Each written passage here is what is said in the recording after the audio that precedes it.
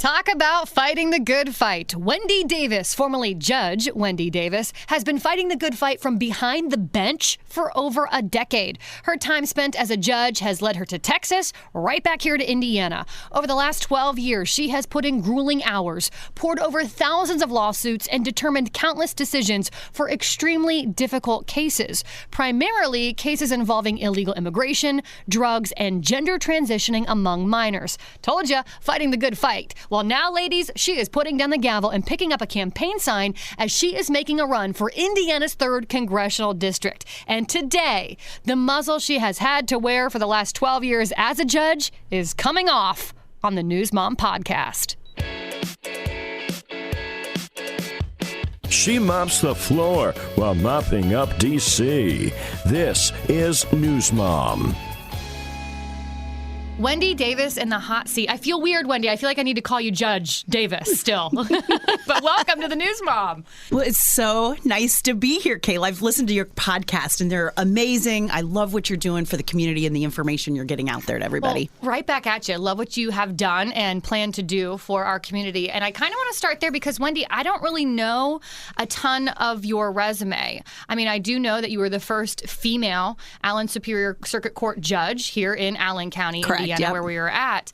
But I don't even know how you got into law. What is your background? How did you get there? Great question. So I grew up in Northeast Indiana. I'm a lifelong resident of Northeast Indiana. In fact, I grew up on the Allen-Whitley line. So I grew up on a farm. Okay. Believe it or not, people are like, wait, what? I go, yep. You don't strike me as a farm girl, Wendy. I know. I was on a tractor. One of my chores was to bush hog the fields where we lived. I mean, we had a farmer that farmed the land. My dad was in agriculture. But yeah, that was one of my jobs until I started to cut down some trees my dad had planted. And then he's like, get off the bush hog. So anyway, so grew up here, went to Homestead High School, went to Wheaton College, which is a really conservative school. And when I was at Wheaton, my junior year, they really pushed kids to study abroad. Well, I was a political science major. So I studied abroad in Washington, D.C. for a semester and went to American University. And Senator Lugar, Dick Lugar, hired me to work with him on the Hill. Yes. I loved Senator Lugar. He's always been a mentor. He went a little moderate on me. But so we were this is a true story. We were running. He was a big runner back in the day. And so we were running around the Capitol after session. And he's like, and he knew my dad really well because my dad was in politics and my family grew up in politics. Dan Coates sat in my dining room when I came home from school one day, went at Homestead. And I'm like, hi, Mr. Coates. And little did I know, right? Yeah. And so he said, what do you want to do when you graduate college? And I said, I'm going to run for Congress. And he was like, no kidding. Yes. So you've always had this servant's heart kind of 100% going on. I just loved politics and my family grew up in politics. So actually, that's who told me to go to law school. So Dick Lugar told me to go to law school.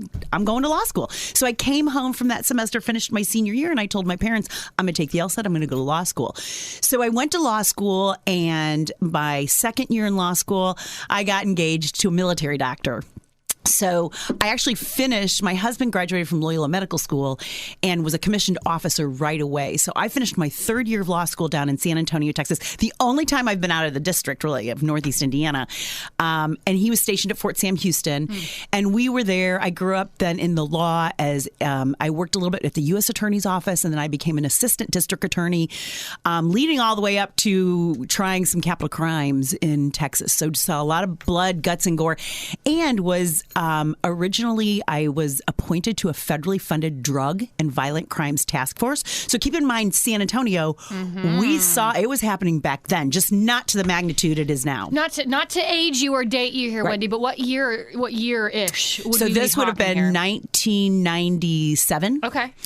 And so, because San Antonio had a lot of Hispanics, a lot of good Hispanics. I mean, half of the judges were Hispanic. They were, but there was a lot of Mexican mafia. There was a lot of cartel back then. And interestingly, when I was an assistant district attorney, the cartel and the Mexican mafia would hire local gangs to do a lot of their drug trafficking. Yep. And so learned a lot back then. Now that, back then it What hadn't incredible experience, though, like out of the gate. Right. So here my husband is serving, he was at Fort Sam Houston during Desert Storm, and I'm down here, fighting drugs and violent crime that is, driven by what back then they were called Mexican Mafia. So had a really big experience then. What happened, though, fast forward, is I got pregnant about 8 years in, and my husband decided to get out of the U.S. Army, and we came back to Northeast Indiana to raise a family. So I had yes, finally. Yeah. So came back and went into it didn't work for me to go into politics then, because now I'm a mom. I'm pretty conservative, right? So I didn't want to be in Washington, D.C. I didn't want to be away from my kids. And we ended up having 3 children, which we raised here locally in Northeast Indiana. And I ran for judge. I said, oh, this is great. What happened is the local prosecutor said, hey, come back and try some high crimes for me. While I was a partner at a law firm, Beckman Lawson. Shout out to Beckman Lawson. They were so good to me. Love those guys over there. And so I went back and tried some cases, and then ultimately ran against a longtime incumbent in a race that happened 13 years ago, 2010. It was my first election, and it was local. It was just a local Allen County judge's race, but it was crazy, Kayla. It was this judge race. People categorized it sometimes as a congressional race because it got so much media attention. And so I won, and I won a seat in Superior Court and upset a longtime incumbent. That's pretty crazy. Again, because you're the first female for this role as well. No, so I was not the first female in Superior Court. So later I sat on the bench in Superior Court, and then later ran for Circuit Court. Okay, gotcha. And I was the very first female Circuit Court judge. That's pretty wild, too. Yeah. Yes, I have loved my time on the bench. It was, I've loved being a judge for 12 and a half years in Northeast Indiana. Seen a lot, heard a lot. So it's been great. It's just with everything going on in America and my heart for America. I feel like we're losing America right now. You and me both, sister. That's for sure. Yep. When Jim Banks decided to run for Senate, he's done such a fabulous job. He's just been such a strong conservative voice for not just Northeast Indiana, but Congressman Banks has been for America in general. And so, I looked at that, and he put down that mantle, and I'm like, I'm picking that mantle up, and I'm going to run strongly conservatively for Northeast Indiana and America. What was the response? Because as a judge, you have to take an oath of office, right? To remain politically neutral. Yes, it's been tough for me. Yeah. So what was that like when you came out as a strong conservative Christian at that, and you kind of took the that Journal Gazette off? Lost its mind. So that's our local paper for folks not around here. Yeah. So it was just funny because, correct, as a judge, ethics is everything, right? Integrity in all things. So when I took the bench, I took an oath to follow the law. I took an oath not to be political. I remember, believe it or not, they send you to baby judge school. That's what it's called. And I remember sitting in baby judge school 13 years ago, and they said, welcome to being a judge. You've now lost your First Amendment right. Because, which was really because, I couldn't go to right to life stuff, really. I couldn't go to anything political. I could go to bean dinners. That was about it, bean and Lincoln Day dinners. Because, interestingly, we have to run in elections, but we could not be political. In fact, I public speak so much for the drug crisis. And Mike Pence appointed, when he was our governor, he appointed me to the statewide drug task force. And so even when I was doing that, I had to have a political muzzle on me. I could serve on these task force, and I could come up with solutions to the drug problem seeping into Indiana, but I could not be political. That would have been so hard for me. How did you do that for so long? I just had to remind myself of the oath that I took. The rule of law as a judge is the most important thing. I am a rule of law gal. So it was tough, but I will tell you, it got tougher and tougher in the past 3.5 years. Being in circuit court is one of the reasons why I resigned to run for federal Congress, because it was getting tougher and tougher not to be political. I can only imagine some of the politics that also seeped into the courtroom. Tons. Can you talk about some of those? Absolutely. It's one of the biggest question I get is, why are you running for office? Yeah. Why are you running? I had a good job. I don't need this job in Congress. It's my passion. Well, clearly it's been your passion since college. Since you were rather young. Yes. And So the past 2.5 years, I will tell you, I have watched single-handedly in my courtroom America going downhill. The scores of the cartels are here, Kayla. Mm-hmm. They're here in Northeast Indiana. I have seen firsthand. I have sentenced a drug dealer who is not a U.S. citizen from Mexico, could not even speak English. I gave him his due process, made sure he, gave him his due process when he was found guilty of dealing drugs in my community. And I came to sentencing him. I hammered him. Good of course. for you. Well, but here's the thing. There's no immigration system in Northeast Indiana. So normally what would happen is ICE officers would come and pick him up, right? And there's no, it's just almost the immigration system is non-existent. Now, years ago when I first took the bench, the ICE officers were present and available, but it was really tough to. So now your tax-paying money is housing him in the Indiana Department of Corrections. Of course. So I saw that. I saw fentanyl. I ran problem-solving courts, certified problem-solving courts, especially when the fentanyl crisis heated up so much. I have a veterans court. All these sweet veterans coming back from Iraq, Afghanistan. They're, you think of a veteran and you think of an older gentleman, which there are some of those. I saw young guys coming back after all of these wars that and they're struggling with fentanyl. They're struggling with mental health. So, and I'm fighting it. I'm fighting the fentanyl, the low-level nonviolent offenders getting arrested for possession of fentanyl, possession of a syringe. And the fentanyl is pouring into our courtroom. Yeah. And the judges, I have to kind of deal with it. So in immigration, we have in Northeast Indiana immigrants that are coming here from Mexico, from across the border. They're making fakes. I've seen an immigrant with fake social security numbers, right? And I'm like, and this particular individual got popped with a felony OWI. And I'm like, you have to work if I'm going to put you on an ankle bracelet. You have to work if you're going to go through the system. Well, she couldn't get any work. She couldn't get legal. I mean, she went all the way to Chicago to try to get legal just so she could work. And it was... The immigration system just was broken. It's still broken, I would argue. So it sounds like to me, Wendy, you were forced to be more reactive instead of proactive. I reacted to all these problems in America. Yeah. And I'll tell you what else I reacted to. Minor gender and name changes. No. Yep. That reached the courtroom too? Mm-hmm. Circuit court statutorily, I had to hear all of those cases. Well, I heard all of the cases. Now, I'm going to bifurcate out adults, right? If you are a transgender adult, I'm not discriminatory. Fair enough, yeah. My faith tells me to love everybody. So I'm not discriminatory. And, if you're an adult and you want to live that lifestyle, that's between you and the Lord. Or that's Hate between the sin, and... not the sinner, right? Exactly. Yep. But I saw firsthand, I'll give you an example, an 8-year-old who sat in my courtroom with a lawyer and his parents. And the mom took the witness stand and begged me to change his gender and his name into a girl's name so that she could take that piece of paper to the doctor and start the process. And what was her reasoning for this? She said that she's always been a girl. And I'm looking at this sweet little 8-year-old boy. I denied it. I was appealed on that case. I was affirmed.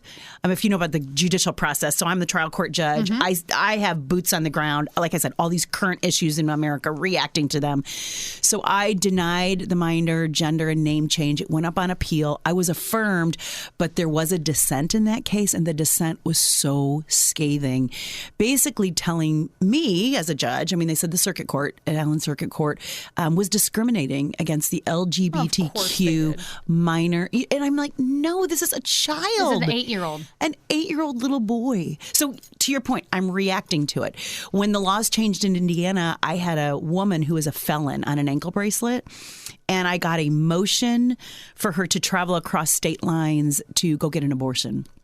So all of this stuff is unfolding in America, and I am watching it firsthand in my courtroom, reacting to it. The last story I'll tell you is I remember I had a guy on an ankle monitor, and because, we've got a jail overcrowding crisis. So if they're not a true threat to the community, I'll go ahead as a felon, put you on an ankle bracelet, put you at home, make you work and pay taxes. This guy came in and I go, you're working full time, correct? And he goes, oh, no, Judge Davis, I'm not working. And I said, when's the last time you had a job? 3 years ago. How do you get your income? He goes, well, I'm appealing my disability right now. Kayla, in my robe, I literally said, quit fighting the federal government for free money and go get a job. Good for you. Otherwise, you can go sit in the Allen County Jail. Yeah. Came back in 2 weeks. Miraculously, he had a job. Of course he did. So like all, reacting, people that are gaming the system because we're giving, the federal government right now is spending. They're spending so much money and giving all these free handouts. And I'm not saying that some people may need a hand up. Absolutely. But you have people gaming the system of all of this free money that the Democrats want to give. They've got it figured out. Yeah, they've got it figured out, girl. I didn't even want to go down this road with you, but I'm going to because I'd just be so curious from a legal perspective. But yet you're now no longer a judge, technically. There's all these conversations. Right, so I can talk politics. That's right. There's all these conversations about parental rights right now when it comes to school, social media, this transgender craze that's just the new trend, in my opinion. But kind of going back to the 8-year-old boy, I'm a firm believer that parental rights really don't ever end. However, legally, there comes a time where you could make the argument where parental rights do end. And in this case of this 8-year-old boy, this mom is arguing he should, go by a different pronoun and a different name. Do you ever feel like there's a time when legally parental rights do need to come to an end? Great question. So, presiding over this particular case. Yeah, I'm sitting here, I'm still deep in thought about that. I'm twisted up how I think about some of the testimony that came from the mom, and this is not judgmental, right? I think she had an agenda, and I think I have a lot of compassion for parents that are having kids that are confused and have some sort of gender dysphoria. I'm a mom, Caleb. Yeah. I'm a mom. And so 3 kids, right? 3 kids, yep. And I still have one in high school. So I have so much compassion for these children that are confused, for these families that are just trying to figure out how to support them. But I don't think the answer, I heard this from a conservative comedian, and I have to just say, I have a son that says at 8 years old, I want to be a pirate. Well, I'm not going to go cut off his leg and give him a peg leg at 8 years old so that when he's 20, he's like, why do I have a peg leg? Right. I'm so confused, Mom. And now I'm living with this peg leg. Well, so it's kind of one of those situations where even though I had so much compassion for this family, I think I ended the hearing saying, if he continues down this path and gets old, is older, goes through puberty, I don't know if I said this or not, but in my mind, well, then, if he wants that lifestyle, he can have it. Yeah. I just saw parents struggling to figure out how to make this kid happy. Mm-hmm. And here's an interesting thing. This kid was sitting in front of me with a mask on. Now, this is way after COVID. The parents didn't have a mask on. My bailiffs didn't have nobody in the courtroom. The lawyers didn't have a mask on. And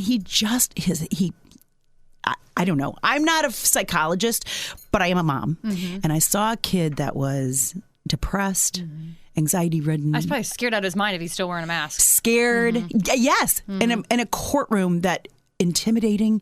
And at one point, I looked at him and said, "Hey, sweetheart." Yes. Yeah. I said, "You don't need to be afraid of me, Yeah. Tough stuff. It is, again, at 8, your kids still like to eat glue, for Pete's sake. Right. Let alone, deciding which gender they should be or they think they should be. That's that question of parental rights, if and when do they ever end? Because on the outside, I'd say they never end. But in a scenario legally, like that, right, when you're speaking in terms of the law. Right. It's a totally different way to answer that question. 100%. And I'll tell you, Kayla, I think some of this too we need to go back to the school system, right? Amen. Like the school system, I think, is confusing some of these minors. When we have, thankfully in Indiana, we have more conservative laws. But on the federal level, which is why I want to go to Congress, we've got a situation right now. Let's think through this.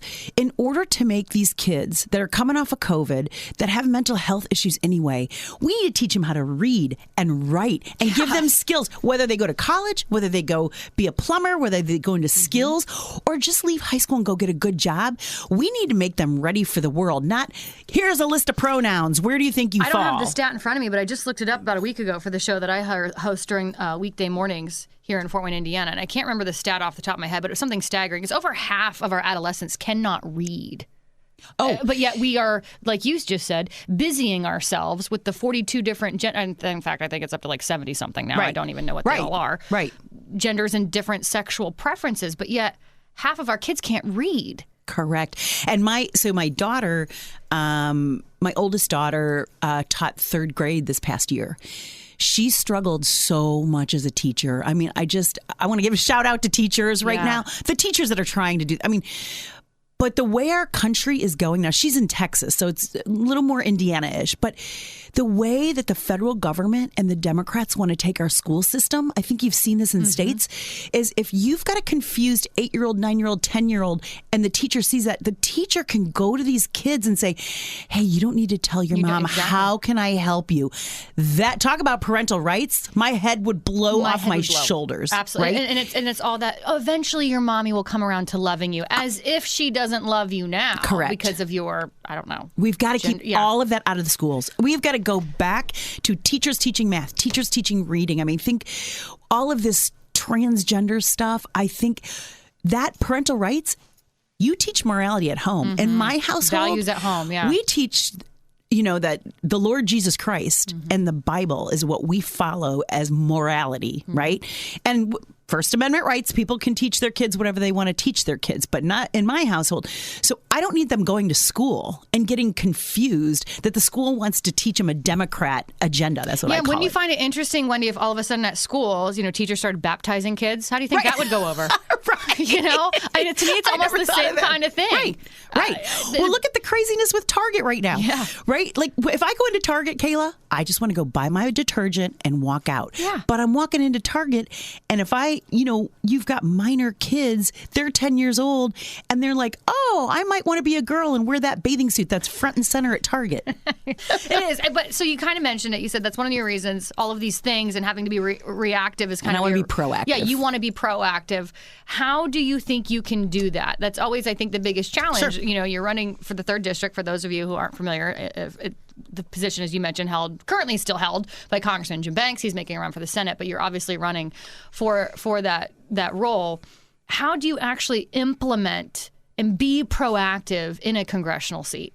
That's a great question. So, and people ask me, how are you different than the other candidates, right? Yeah. And I think the way I'm different, I have a law degree, and I've seen current issues firsthand: fentanyl, immigration, all of these woke issues in my courtroom. Crime is skyrocketing, right?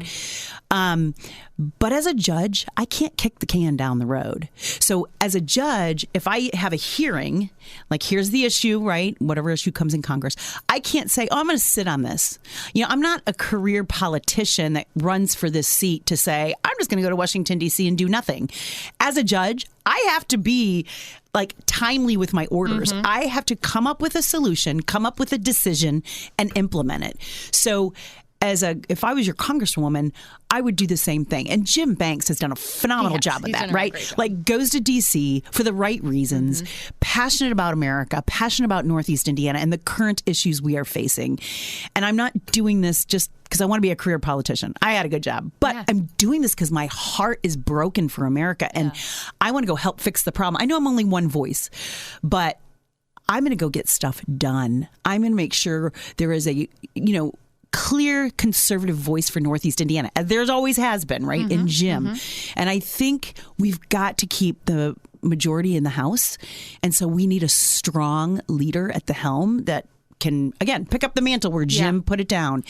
And I think over the years as a judge, I've shown strong leadership. I've been appointed to a lot of committees, a lot of statewide committees when it comes to the fentanyl crisis and drugs, mental health, transgender, all of that, right to life. I feel like you've got all of, you kind of check all of these boxes. I have seen it all currently. And so, so I really believe that my strength and my leadership, I'm going to pivot and go to D.C. and actually, make sure as a freshman I learn, just like I did, when I was my first 6 months on the bench. I probably stepped on my robe a couple times. Well, sure. But once you learn, then you pivot and work, and you work hard. And I think my work ethic has been proven as a judge. Well, you've also already kind of helped implement and pass some legislation, right? Statewide. Okay. So I shepherded a bill through the House with, not just by myself, I had the Fort Wayne Police Department, Lutheran Foundation, and our community. We shepherded a bill through the House and the Senate here locally, and I testified locally to get inpatient treatment when this fentanyl and heroin was heating up.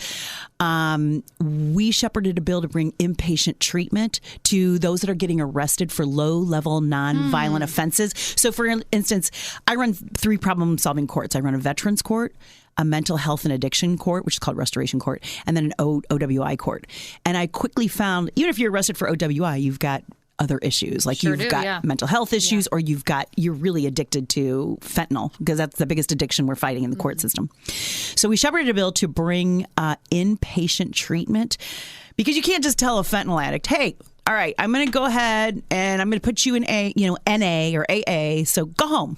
You can't do Good that. luck. Yeah. So it was great because we passed it through and got inpatient treatment. I'm on the board of Park Center. So Park Center stepped up, and Park Center now is the inpatient treatment center for, I did not know that. Yep, for the justice, people that are getting arrested. Again, these are not violent offenders, Right. Kayla. These are the addicts. These are the mental health. These are the veterans. Because even some of the veterans will, even if they go to Shepherd's House, shout out to Shepherd's House. True that. Yeah. Great organization. Oh, wonderful. They just turned 40 years old. I saw Did you see that on your Facebook page. Yeah. I had to give post. Barb and Lonnie are awesome. So we can go kind of give them inpatient treatment, whether they need medically assisted treatment or whatever. So we have that available to us now in Northeast Indiana. And then step them down into Shepherd's House or other. I had no idea. I didn't even know that was something. I mean, I knew that you were kind of involved in the war on drugs, right? But I didn't realize you were. So I have helped craft bills to do that. Yeah. Well, I'm a lawyer, so I read everything that passes in the House and Senate. I have to read it. Of course, you need to know every July 1st all these new laws being implemented. And I mean, we've got great delegation right now, but sometimes I read it and I'm like, wait a minute. I'd be curious. I mean, we mentioned you have 3 kids, right? Your son and your daughter are older. They're out of high school, and then you have one son still in high school, right? How do they all feel, though, about you running for the 3rd district? How does your husband? Your husband also serves in the military. And He's back. Too, right? Like I said, he was in the U.S. Army, and now he's a lieutenant colonel at the 122nd. Okay. Shout out to the 122nd. Yeah. I've been the honorary commander out there for like 6 years, and I always laugh. I think they made me honorary commander just so they could recruit my husband back. So he's back in uniform. Fair enough. Whatever works, right? Yes. Yeah. He's their critical care air transport doctor. So he's out at the 122nd and 100% supportive. He's known.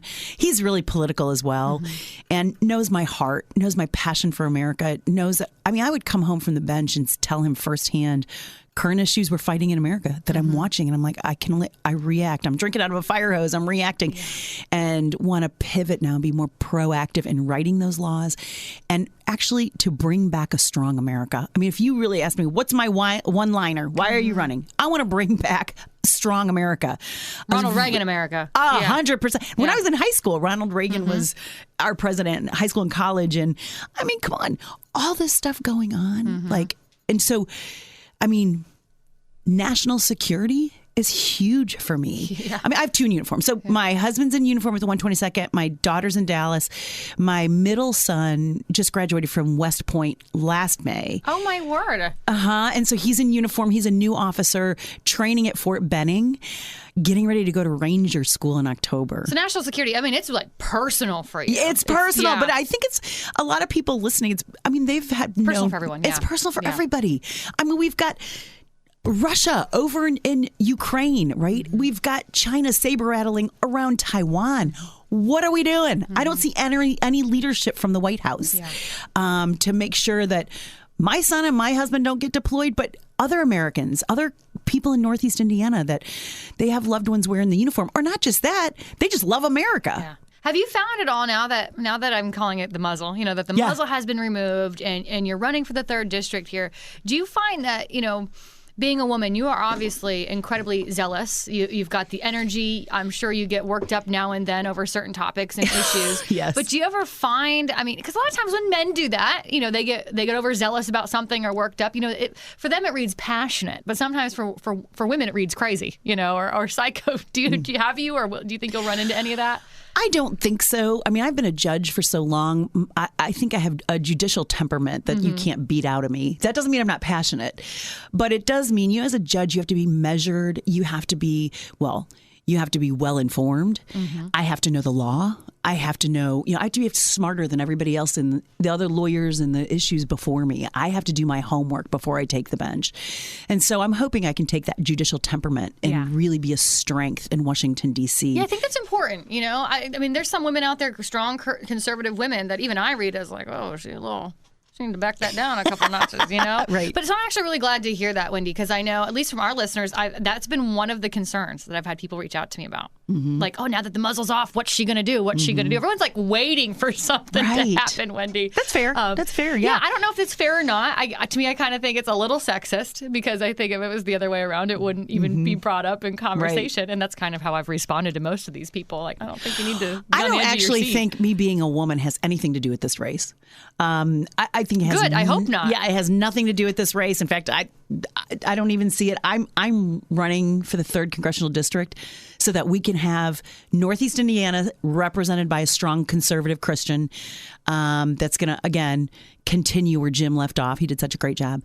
And I'm running because I need to make sure there's voices that are going to keep America strong. The strong America that I grew up in, and I don't want to go backwards. I'm not saying go backwards. I'm saying we are losing America. I've seen it firsthand in my courtroom. Crime, the economy, needless litigation, fentanyl, you name it. I've seen it. All this wokeness now coming through the courtroom. And I am pivoting because I want to make sure America stays strong. And that doesn't mean discriminate against these individuals or, discriminate against anybody. Race relations has made a great headway in America. Let's keep doing that. I've been involved in youth ministry. Well, I'm on the Northeast Indiana Board of Youth for Christ. Is there a board you're not on? I know. You're not on. and so, but I've seen, I've been dedicated to urban youth and growing them up as strong Christian leaders, So I'm not saying to go backwards, but I'm saying we got to do something in America, Kayla. We need people to step up and fight for a strong America. We do. We need people who are courageous enough to take the punches. And I feel like those are getting harder and harder to find, although your field is rather crowded. I will say that. Your race is a little crowded. But it does. People don't want this job anymore. Right. People don't want to be the voice anymore. No, and I think some people are running, and I can't speak for others, but just seeing in America, people run for these positions because they're career politicians. For the wrong reasons, yeah. Or because they need a job, or they think it's sexy to go to Washington. That's a rough life. Yeah, I can't think of a worse job, actually. Right. Well, I'm just passionate about it. But you know what? I waited. I'm glad. Yeah. I'm glad. Waited until my kids were older, and Scott and I raised our family. But that's what I'm saying. I'm glad that there are people like you out there that are willing, that you have the courage to do it, and you have the courage to go take the punches, because it's a brutal job right now. Law enforcement, I think, is brutal right now, and I think being in politics is absolutely brutal right now. And I think on the federal level, to your point, we need to stand up and back the blue, back the brown. Listen, I've seen firsthand what sheriff's deputies and police officers, vice and narcotics, these guys tirelessly work to protect us, protect our freedoms, and to keep us safe. And when I hear the Democrats in Congress still saying AOC, I swear when I get to Congress, if AOC says to me, defund the police, I'm going to take her head off. Please do. Please do. I want to be there front and center with my popcorn for that one. That's again, I want to go back to my judicial temperament, right? Like, I'm not going to get crazy on you. I'm okay if you lose your judicial temperament on that one. It's just nuts. Speaking of, I'm sitting here and it just kind of dawned on me, and I don't know why it didn't dawn on me earlier, but what happens to the Allen Circuit Court without you? I mean, is it business as usual? I don't know. It is. So it will be a governor appointment, and the governor should be making an appointment anytime now. But I have two. So Circuit Court is one of the largest courts in Allen County as a single court. So in my court, I had 3 courtrooms. I have my general court, my big court, and then I've got 2 magistrates that I appoint. Magistrate Ashley Hand and Magistrate Rick Trevino were my appointees, and they have their own courtrooms. So we run 3 courtrooms every day. So my 2 magistrates, and if they're listening to this, a shout out to Magistrate Hand and Magistrate Trevino. They've been running the Allen Circuit Court without missing a beat. And I have a senior judge, too. Senior Judge Brown. I know. So he comes in. Still, again, like I said, almost business as usual. Business as usual. Wanting to skip a beat. Yeah. So aside from but all they of need these, to fill that spot. Yeah. Yes. Aside from all of these task force that you sit on and all of these groups that you are a part of, what do you do for fun, Wendy? Do you like to golf? Do you like to, I don't know, boating? What are you into? So what do I do for fun? Spend time with my family. Like this past weekend, I just made a quick trip to Dallas to see my daughter, which was a blast. Yeah. Like I came home revitalized. But I'm a big workout fanatic, so I do work out a lot. We're big. I used to be a ski instructor. So, I mean, there's a lot of... kidding. Yeah, well, way back in the day, but yeah. So we do a lot of things active. Fanatic, are you Are you a clean eater, a healthy eater? Define clean eater. I mean, I would like to think I am. Yes, everyone talks about big tech, right? Big tech, and I'm all for a big tech conversation. But the new thing that I'm into, and I'm dubbing it big food. Learning about all of these things that are actually in the food and the drinks that we consume and that we eat on a regular basis, and how terrible they are for all of us. I've myself become rather clean. I mean, I've always been a pretty healthy eater, but I've kind of taken it to the next level, if you will. So I was just curious if that's on your radar when we're, Yeah, gotta stay healthy. Yeah. Gotta stay healthy. Yes, no, I'm a big, I would rather have fruits and vegetables over, and like a burger. A cheeseburger. But, here's the thing, too, that's interesting about that conversation is, I've met so many. I grew up on a farm, but it's been such a blast to go to all the counties in the district and meet all these farmers. Yeah. Talk about clean living. You know what I mean? I mean, we need to support our farmers and eat the food they're producing, eat that food that they are producing. In Northeast Indiana, it's mostly lots of corn. And the farm we work was corn and soybeans. My dad worked at Central Soy, which was a soybean industry. But, you talk about clean living and what you're buying in the grocery store. I just want to be cognizant that we are supporting our farmers in Northeast Indiana. They're having a tough time right now. Back away from the Lucky Charms. Go for the grass-fed beef. Exactly. Exactly. Yeah. Because our farmers are, with the economy the way it is, their inputs are skyrocketing. Their diesel fuel to run their farm equipment, fertilizer, all of this stuff is just off the charts. And I've always said, and as I notice the farmers in Northeast Indiana, when I say I want I'm running to bring a strong America back to the forefront. Strong farmers and strong agriculture. Strong America. The backbone, the foundation. And we're losing that. Wendy, how can people learn more about you? They can go to my website, wendyforindiana.com, and it's Wendy, FOR, for Indiana.com, and check out my website. Do you think there'll be any upcoming debates that we can look forward to? I hope so. Yeah, I hope so. I mean, that's why you I'll get see to if I can arrange one. Yeah, that's the way you get to know your candidates. I can sit here and tell you I'm going to be a very strong congressperson for the Northeast Indiana District and for America. But if they want to hear from me personally against the other candidates, I'd love that. I'd welcome that. Wendy, thanks for being on the News Mom. Thank you. First and foremost, before I get to my takeaways, a little disclaimer for you here. My takeaways are not reflective of the views of my guest, right? In this case, Wendy. Apparently, I need to say that for some reason. Some folks think that my words are reflective of my guests. I don't know. I would never presume to speak for any of them. So just know these are my takeaways, and they are not reflective of my guests' views.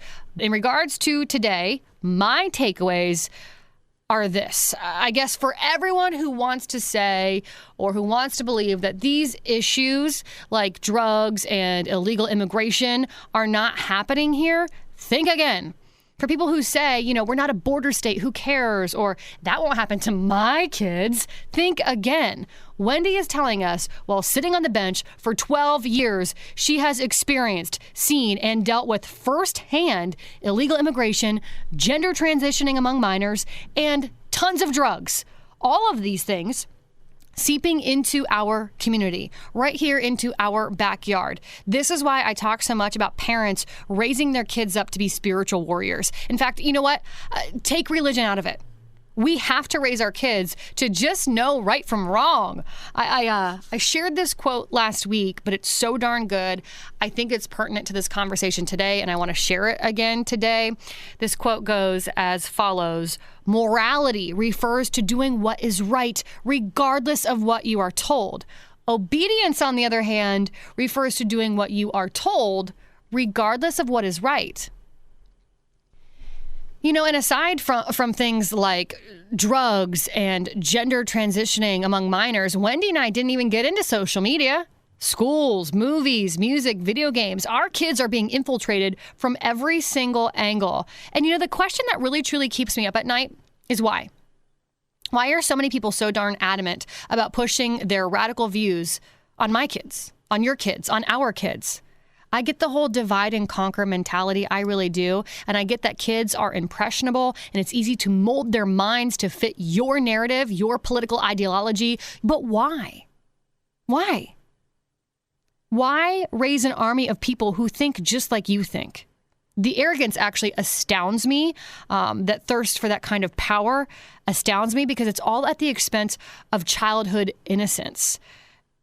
Not to mention the whole mental health crisis we're going to likely have in our hands in about 10 to 15 years. That's what we are creating here. That's what we're breeding here. We are the perfect breeding ground right now for a mental health crisis among our kiddos.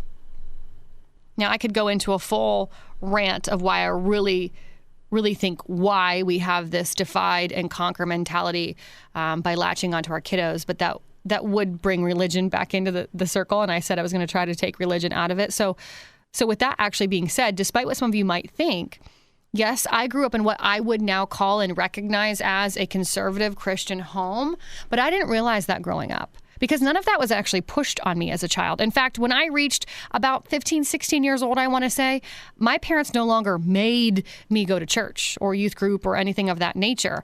I still did most of the time, actually, but it was my choice. My parents didn't push me to do that. We didn't watch Fox News or any other conservative news channel growing up in my home. In fact, we only had about 5 channels. That's all I had growing up. Channel 54, 24, 66, just to name a few. My folks didn't even get Dish until I was in college, so I was far moved out from my home by then.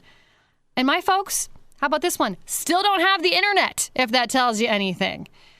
They simply raised me by setting an example of what is right and what is wrong. They didn't push me in terms of my political or religious beliefs. They let me figure that out on my own, simply by leading the lives that they led, and still do to this day. These kids, our kids, that the media and influencers and teachers and politicians are trying to captivate and indoctrinate right now are our next senators, our next congressmen and women, our next teachers, our financial advisors in the future, our OBGYNs, our turn your head and cough doctors, if you know what I mean. And we are losing them. So we must care what's happening to them right now. This whole mentality of my state isn't that, my community isn't this, or it's not going to happen to my kiddo. Think again. We need to raise our kids up to know the difference simply between right and wrong. Because as Wendy pointed out, the problems, all these issues, they are here. She witnessed them firsthand for over a decade and had to deal with them firsthand for over a decade. And it does not matter if your child is a Democrat or a Republican. What matters is if they know right from wrong. I cannot believe we are nearing the end of the first season here of the News Mom podcast. If you are enjoying it thus far and you'd like me to come back for season 2, give me a rating on iTunes, Spotify, wherever you are listening to this podcast. That's the best thing you can do for me is give me that 5-star rating. And then don't forget, I drop a new episode of the News Mom podcast every other Wednesday. So new content coming out to you as quickly as I can pump it out. And again, keep in mind, I don't hide behind a paywall for you to access this content. I say it all the time because I think it's important for you to know that I don't make a dime off this. So truly, downloads, they don't matter to me. Yes, do I like to get downloads? Of course. To me, what is significant here is that us mamas have a safe space to talk, to listen, to learn amongst each other, because I think it's so important that we stick together. I hate this word when people say, create your tribe. I kind of always cringe at that a little bit, but quite frankly, here I am, we've got to stick together. This is our tribe. This is our tribe to learn, most importantly, from each other and back each other up when it comes to raising our kiddos to know right from wrong. That's really what this is all about. So if you are enjoying it and you are here for the News Mom podcast, give me a 5-star rating. And until next time, this is the News Mom podcast. She roasts a turkey while roasting lawmakers. This is News Mom.